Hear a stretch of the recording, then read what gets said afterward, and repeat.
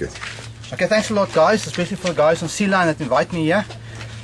I think it's a privilege for me to be here and be invited, and I think it's nice for me, and I'm glad to be able to share some of my knowledge with you guys. Do a few bait presentations for you guys, and also a little bit on the tackle. I'm first going to carry on with the traces that I use. You'll see I use a little bit different traces than the norm. I use bait carriers. Now, a bait carrier is a piece of foam that's actually mounted on a piece of wire with a little small hook on the bottom side. Okay, so how this bait carrier works is actually it's open on the top, it's not completely bent closed. Now the reason for that is that you can put it on and take it off. You can close it off and put it in your trace before you go to the fishing water, before you go to the surf. But the problem with that is if you get to the surf and the water is deeper and you actually want a bigger float on it, then instead of using the smaller one, you actually want to go to a little bigger one. So what you can do then is you can swap it and you can take the bigger one, you can put the bigger on and mount it on your trace. And that way you don't have to carry all the traces along. You only have a few, 4, 5 or 6 traces that you commonly use, and you just change the type and size of the floats on that traces. Okay. This trace here is normally for stump nose, grunter, carp will take it, and it's mainly for, I use this a lot at Cape Vidal and St. Lucia, and Sudwana Bay will also work, especially on that banks where you need a lot of distance to get onto that white water during the day to target those type of fish there. Okay, I put it's a size 4 Daihatchi hook that I use, with a small little bead, about 4mm on the hook snoot, and then behind the hook snoot, the bead, I'm going to install this bait carrier now.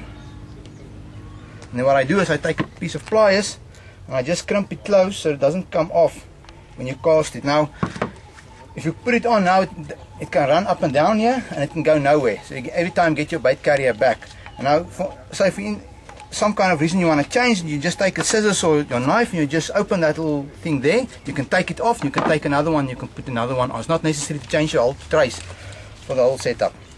Okay, so at the end of the day, first going to quickly show you how it's supposed to work.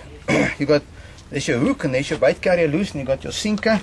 On my sinker I also use a clip.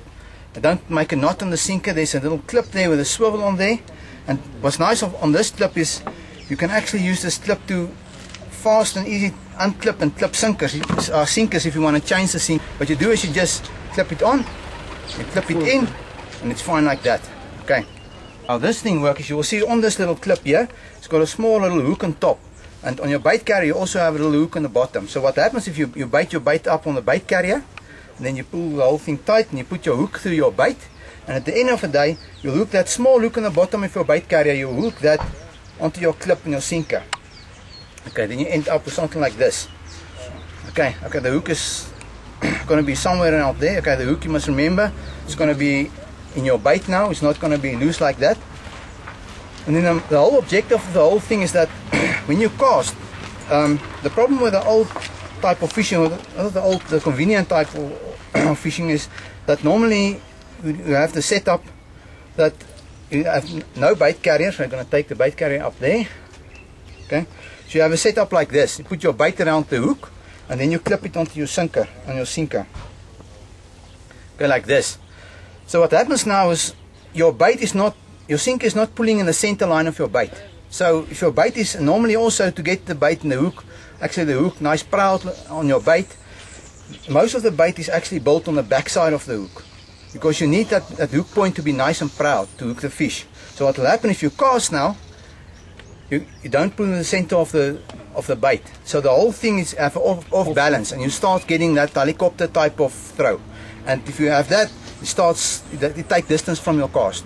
Okay, so what happens here, if you have a bait carrier, all the pulling power is right through the center line, and your bait is actually, with this, your bait is actually built nice and symmetrically around the bait carrier.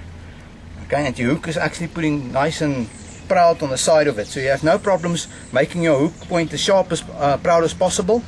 And yeah, the depth of your hook inside your bait can determine, you can make it deeper and you can make it shallower. It depends on how deep you want how proud you want the hook. Okay, so this is the whole objective of the whole thing. And then what happens if you hit the water with it, it will drop and it will unclip. You have a normal bait running around in the water. Okay.